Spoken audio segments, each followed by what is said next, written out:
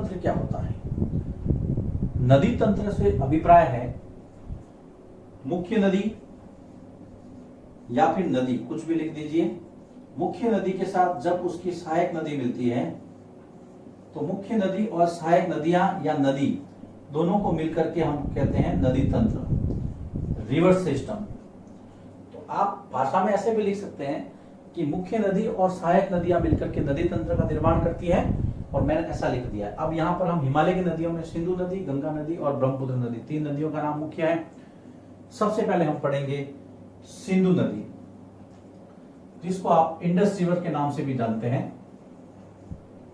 सिंधु नदी जिसके किनारे भारत की प्राचीन सभ्यता सिंधु सरस्वती या इंडस वैली सिविलाइजेशन, सिंधु नदी घाटी सभ्यता का उद्भव भी हुआ था।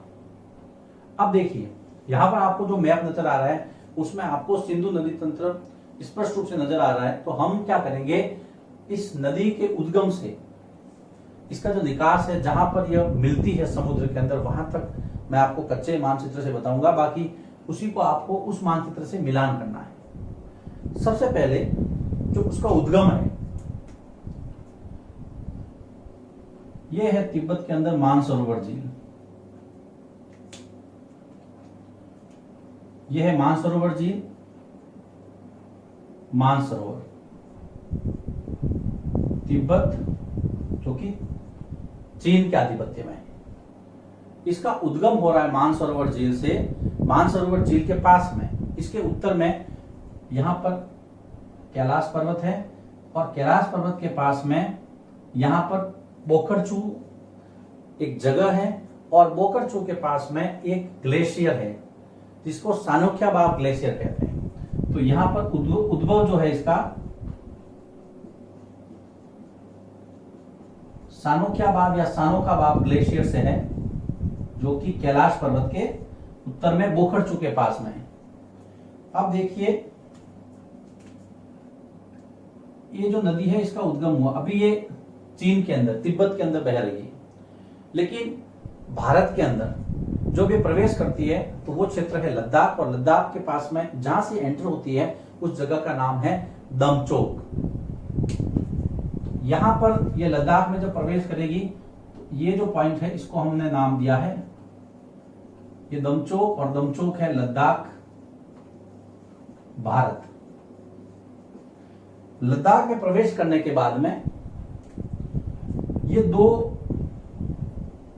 पर्वत श्रेणियों के बीच में बहती है। जैसे इसने लद्दाख में दमचोक से प्रवेश किया, लद्दाख और जास्कर पर्वत श्रेणियों के बीच में ये बहेगी। तो दमचोक से लद्दाख में प्रवेश करती है एक लद्दाख पर्वत श्रेणी और एक जास्कर। इन दोनों माउंटेन रेंज के बीच में ये बहती है, और यहां पर ही जो लेह इसके किनारे स्थित है। वापस देखिए इसका उद्गम हो गया मानसरोवर के पास में, सानोख्याबाब ग्लेशियर है जो कि कैलाश पर्वत के उत्तर में पोखरचू के पास में पड़ता है। उसके बाद में इसने एंटर की इंडिया में दमचोक लद्दाख से। उसके बाद में ये 2 पर्वत श्रेणियों के बीच में बहती हुई आगे बढ़ती है, और लेह जो है वो इसी किनारे स्थित है। इसके बाद में जब ये आगे बढ़ती है तो यहाँ पर नंगा पर्वत का एरिया, इसके उत्तर में यहाँ पर एक गॉर्ज बनाती है। अब देखिए गॉर्ज क्या होता है। गॉर्ज जिसको हम महाखड्ड बोलते हैं, ये गॉर्ज है। महाखड्ड बड़ा गड्ढा। जब नदी जब तीव्र गति से बहती है तो इस तरह से ये घाटी बना लेती है। इस तरह से कटाव, अपर्दन होता है यहाँ पर। ये गॉर्ज है। एक नदी जब थोड़ी सी चौड़ी घाटी, ये इस तरह से कैनियन बनाती है, और एक जो आकृति है इसकी वी आकार की घाटी बनाती है। तो 3 प्रकार की जो आकृतियां यहाँ पर नदी द्वारा जब अपर्दन होता है तब होता है। ये है गॉर्ज, आपके महाखड्ड बोलते हैं। ये है आपके कैनियन, और ये है आपके वी आकार की घाटी, वी शेप वैली। तो देखिए सिंधु नदी उद्गम सानोख्याबाब हिमनद से, उसके बाद में इसने बोखरचू के पास में लद्दाख, ये यहां से इंडिया चालू हो गया। ये है आपके चाइना, ये वाला, फिर यहां से ये इंडिया चालू हो गया। और वहां पर ये लद्दाख में बहने के बाद में जो नंगा पर्वत के उत्तर में जो एरिया है वहां पर गॉर्ज बनाती है। गॉर्ज का मतलब है महान खड्डा या महाखड्ड बोलते हैं। उसके बाद में यह पाकिस्तान में प्रवेश करती है। पाकिस्तान में जिस जगह से ये प्रवेश करती है उस जगह का नाम है, यहां से पाकिस्तान में, ये पाकिस्तान, उस जगह का नाम है चिल्लास। कहीं कहीं नाम चिल्लर भी आता है। चिल्लास से ये पाकिस्तान में प्रवेश करती है और वहां से थोड़ा आगे बढ़ती है। आगे बढ़ करके पाकिस्तान के अंदर एक जगह है अटक। अटक से ये फिर ये मैदानों में प्रवेश करती है। अटक पाकिस्तान में, अटक से ये मैदान में प्रवेश करती है। आपने अटक का नाम भारतीय इतिहास में कई बार सुना होगा कि भारत में जो भारत का साम्राज्य है वो कटक से अटक तक, कटक उड़ीसा में है और अटक यहाँ पर पाकिस्तान में, कटक से अटक तक फैला हुआ था। तो उसके बाद में फिर जब आगे बढ़ती है तो इसके अंदर स्वात और कोमल जैसी नदियां जो है इसके अंदर मिल जाती है। स्वात, काबुल, यहां पर यह अटक है और उसके बाद में यहीं पर मिलती है ये दोनों नदियां जो कि अफगानिस्तान से आती है। स्वात और काबुल जैसी नदियां, ये दोनों यहां पर इससे मिलती हैं। स्वात और अटक के बाद में फिर जब ये आगे बढ़ती है तो आगे बढ़ने के बाद में यहां पर एक जगह है मिठानकोट। मिठानकोट है पाकिस्तान में और यहां पर इससे जो है वो आपकी जो 5 नदियां हैं वो आकर के मिलती है। आपको चित्र में नजर आ रहा है। मिठानकोट ऐसी जगह है जहां पर इससे पंचनद, जो इसकी 5 सहायक नदियां हैं वो आकर के मिलती है। उसके बाद में थोड़ा आगे बढ़ती है ये और कराची के पास में ये डेल्टा बना करके सागर में मिल जाती है, कराची पाकिस्तान। तो ये इसका एक थोड़ा सा कच्चा मानचित्र है। बाकी आपकी जो टेक्स्ट बुक या आपकी जो किताब है एनसीईआरटी की, उसके अंदर सारा दिया हुआ है। आपको मैप भी नजर आ रहा है, लेकिन मैंने इसको कच्चे ढंग से बताया है कि कहां से ये नदी चलती है और कहां कहां मिलती है। अब हम थोड़ा इसका डिस्क्राइब करके इसको लिख लेते हैं कि वास्तव में है क्या। देखिए, सबसे पहले सिंधु नदी, तो सिंधु नदी का उद्गम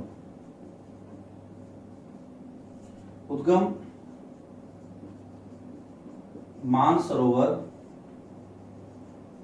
झील के पास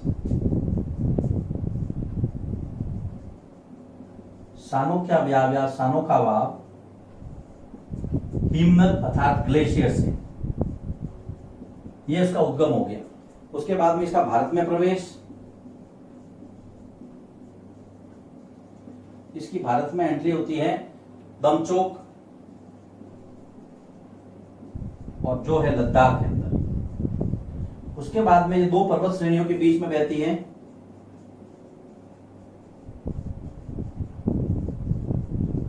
दो पर्वत श्रेणियों के मध्य बहती है और पर्वत श्रेणियां जो है वो है लद्दाख और जास्कर, इन दोनों के मध्य बहती है। उसके बाद में आगे बढ़ती है यह, आगे बढ़ते ही नंगा पर्वत के उत्तर में यह गॉर्ज बनाती है। आगे बढ़ते हुए यह गॉर्ज बनाती है। गॉर्ज मतलब महाखड्ड, जो मैंने आपको बता दिया।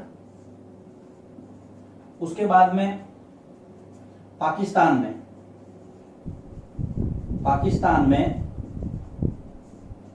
अटक के पास यह मैदान में प्रवेश करती है। मैदान में प्रवेश करती है। हम पढ़ रहे सिंधु नदी। उसके बाद में पाकिस्तान के अंदर एक जगह है मिठानकोट। मिठानकोट पाकिस्तान में है। यहां इसकी 5 सहायक नदियां इससे मिलती हैं। 5 सहायक नदियां मिलती हैं।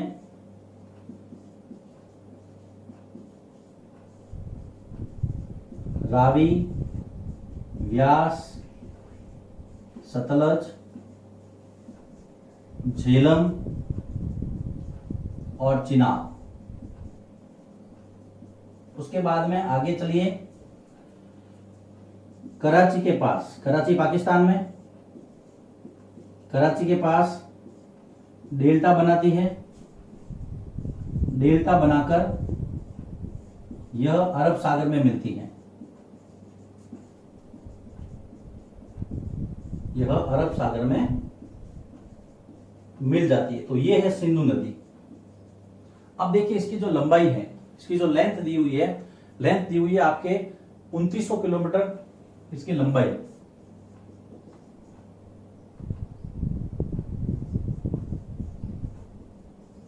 (2880 किलोमीटर, किताब में आपके राउंड फिगर 2900 किलोमीटर दिया हुआ है। जो भी आपको याद रहे वो आपको याद रखना है।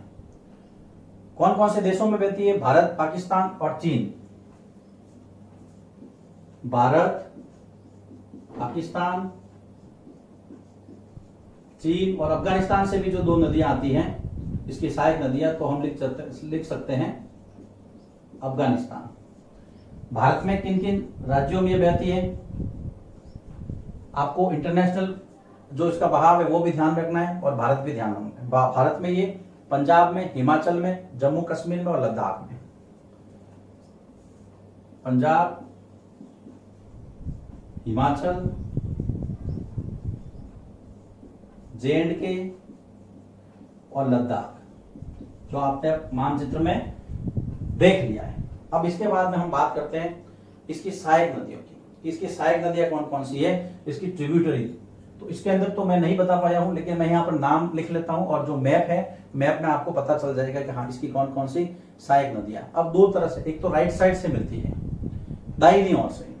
तो राइट साइड से जो मिलने वाली नदियां है, इसमें नुब्रा है, श्योक है, गिलगित है। हम लिख सकते हैं सहायक नदियां।